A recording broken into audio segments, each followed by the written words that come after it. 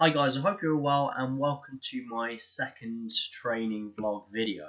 Now you may remember in the first video I've just got back from Mexico. I had a 2-week break and that first session was really just to get me back into the routine, whereas this session is actually the third session of the first week back on the full routines. As discussed, I'm in a fat loss phase for the next 4 to 6 weeks.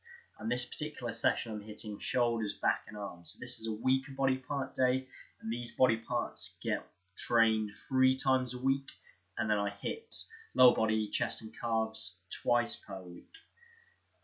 Now I'm starting with seated overhead press, and one of the things you'll notice that this is exactly the same to the standing overhead press in the sense that you need to make sure that the head and the body actually come underneath the bar at the top of each repetition. You'll see a lot of people that do standing overhead press, and they have a tendency just to press the weight out in front of them, but you really want to focus on actually getting that bar directly overhead at the top of each rep. And this basically requires that as soon as the bar passes past your face, you're actually bringing your torso and head underneath the bar.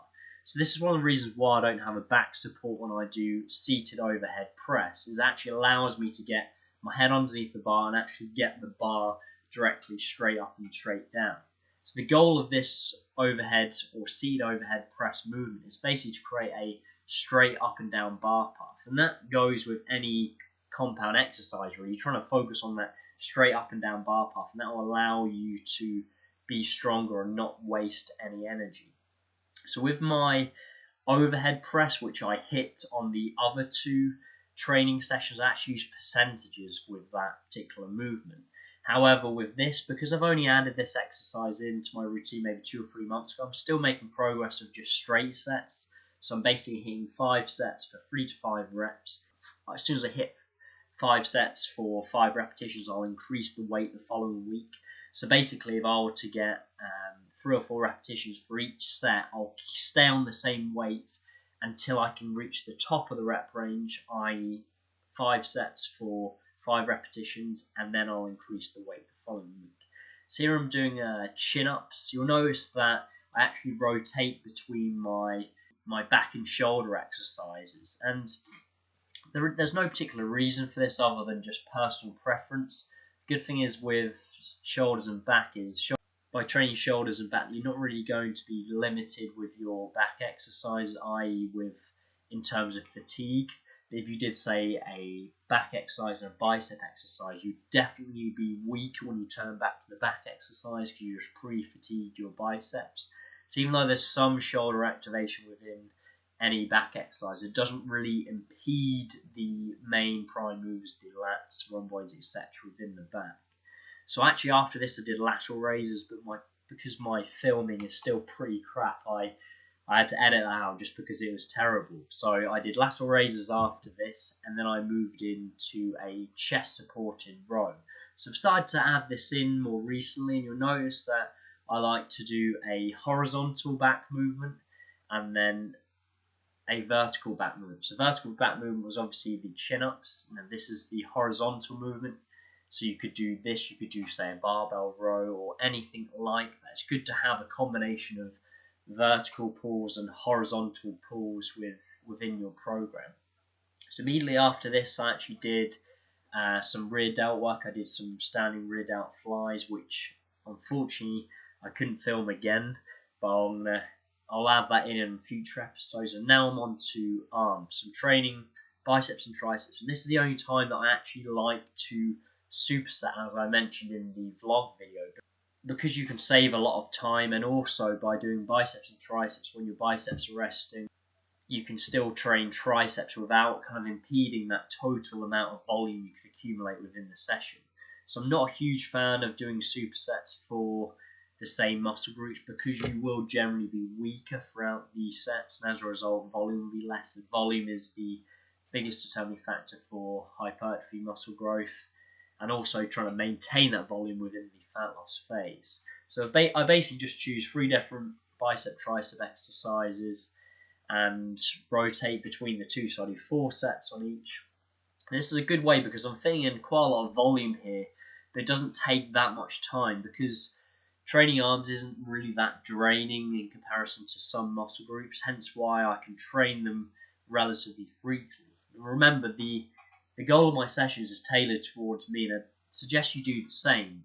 Once you're in the intermediate to beginner phase, I'd stick with more of a generalized program. As soon as you get towards the more advanced phase, you've been training for 2+ years, you really want to start tailoring the sessions to your weaker body parts. Hence why I'm hitting my shoulders, back and arms 3 times a week, and then chest and lower body twice per week.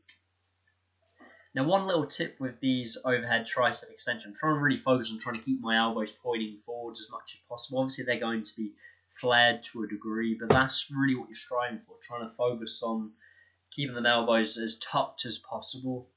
And then when I'm doing these seated bicep curls, I'm trying to keep my torso as straight as possible. There's obviously going to be some momentum, especially as you start increasing the dumbbells, but I'm really trying to, if possible, keep my torso straight up and down. I really like these. I like a lot of the seat exercises more than the standing ones sometimes, just because I think I can be a little bit more honest. I have a tendency when I do, say, standing barbell curls or dumbbell curls, I have a tendency to sway too much. Even though there's a little bit of swaying with the seated work, I can manage it much better than standing. As I discussed in my first video, with regards to a lot of your accessory work, let your personal preference dictate the exercises. Let your preference dictate exercise you enjoy. Obviously, your training should be built around those main key fundamental lifts: squat, deadlift, bench press, overhead press, and variations of these. But with regards to accessory work, you can really allow for some personal preference, and the goal is really trying to make progress over time. So with your accessory work, you're not going to increase the weight, you're not going to make progress as frequently as some of your big compound multi-joint lifts, but there should still be progress over time. So within this fat loss phase, I'm more looking at maintenance, trying to maintain as many rep sets, the weight as much as possible. However, when I transition to the muscle building phase in from 4 to 6 weeks, I'll be really focusing on progress, really trying to increase my weights as frequently as possible. That's not going to be every session, but if I look back at the start of the muscle building phase to the end, there should be a gradual increase in volume. So volume is sets times reps times load, and strength. Things should be slowly increasing. So I transitioned on to I think these are incline hammer curls. Like I mentioned in the first video, just really like these, just personal preference. I think having an incline helps to keep me honest, because I literally cannot sway with my torso here. I superset these with dumbbell skull crushers, but because of my filming skills so far, which are still pretty poor, I don't think I've filmed all of these sets. But just to clarify, I did 5 sets for seated overhead press. I did 3 sets for chin-ups. I then did 5 sets for seated dumbbell lateral raises. I then did 3 sets for chest supported dumbbell row. I did 2 sets for rear delt reverse flies.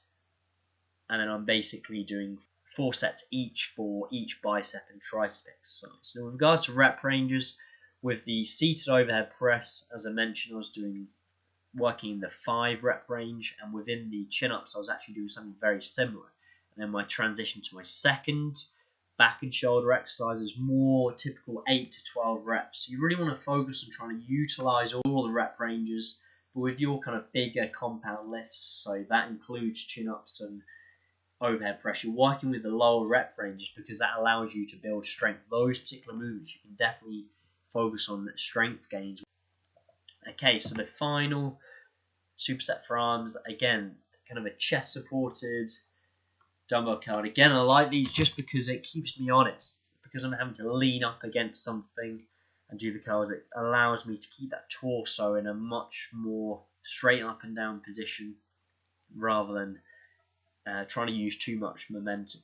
So I think I supersetted these with cable push downs, but because the cable machine is a little bit too far away from this, and because I was obviously filming, I think I did these 4 sets just back to back, and I may not have filmed all 4 sets, but I have done 4 sets for each bicep and tricep exercise. And again, it seems a lot of volume, but you need to look at arms slightly differently than you train, say, your lower body. Because it's nowhere near as draining and fatiguing, it doesn't take as much for the body to recover from. You can definitely add more volume to these smaller muscle groups.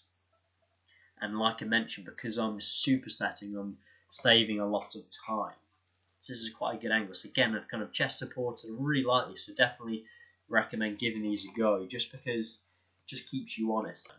So here we go. So these are cable pushdowns. I think I've got a different attachment this time than I had last time. So trying to, if possible, trying to keep my shoulders pulled back, trying to keep my elbows pulled back, and you're just focusing on that elbow extension as much as possible.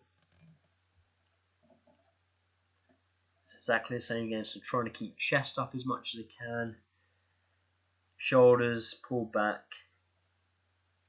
And like I mentioned in that last video, I think I was standing a little bit too far away from the stack last time, so I moved a little bit closer. And I think this looks slightly better than what I was doing on the first training vlog. So as I said, I'll be in the fat loss phase for 4 to 6 weeks, and I must admit I'm quite fortunate in terms of fat loss. I can get relatively lean on just weight training and just manipulating my food intake a little bit. I may add maybe 1 to 2 cardio sessions within the week. And this really depends. I like to use HIIT a lot with my clients, high intensity interval training, but with myself, I actually quite enjoy just sort of 4 or 5k runs. So I don't like to overdo this because you can have kind of differences in adaptation. So obviously too much running long distance can have endurance adaptations, which is counterproductive to weight training. But because I maybe do it once or twice a week and it's only a short distance, it doesn't really impede things that much. And also because I enjoy it. That's the key thing. I'm not going to stop doing something if I enjoy it. It's just a case of being sensible at it, not doing crazy distances and not doing it too frequently either. So maybe discuss on the next video or a future video kind of my macronutrient intake, my calories, how I set things up, how frequently I eat throughout the day, which is not that frequently. And so that will be a good video potentially if you'd like to see that. So here I'm supersetting hanging leg raises and barbell rollouts. So usually choose maybe 2 to 3 ab exercises, and I'll probably train abs maybe 2 to 3 times per week. It's important to note that when you're squatting and deadlifting frequently, you should develop a strong core, a strong set of abdominals, but at the same time, it depends on the individual. This is a good example. Some people will have great arms just doing chin-ups and rows, but other people like myself need a lot more direct arm work. And the same goes for me as well with regards to direct abdominal work. I need maybe not as much as other people, but I certainly need some just to develop that area in terms of aesthetics. My kind of main goal is, I'm not a powerlifter, my main goal is really aesthetics. I like to be strong, but that's why my training has components of some powerlifting strength training, but also a lot of kind of traditional bodybuilding work, more kind of volume, more accessory work than you would perhaps if you were just a pure powerlifter. And I really like these ab rollouts. So basically, get a barbell, very simple. I'm just trying to roll the bar out as far as I can on my knees. I have a tendency to have a bit of hyperextension in my lower back, so I don't go too far. But you ultimately want to be in a position where you can go as far as possible with the barbell without having that hyperextension, i.e. overarching on that lower back. But yeah, with these hanging leg raises, I'm really trying to get my legs as high as possible. And the other tip is trying to bring your hips forwards and up. So most people have a tendency just to raise their legs without actually moving their hips. But the issue here is you're just using your hip flexors, whereas by actually moving your pelvis forward and up, i.e. what I was doing is really trying to bring my pelvis up towards the ceiling, it's going to gauge more of the abdominals. So that's pretty much everything. So hopefully this has been useful, and hopefully in the future I'll be able to explain things in more detail. I think these first couple of episodes I'm trying to focus on explaining my program, but also explaining some of the technique, etc.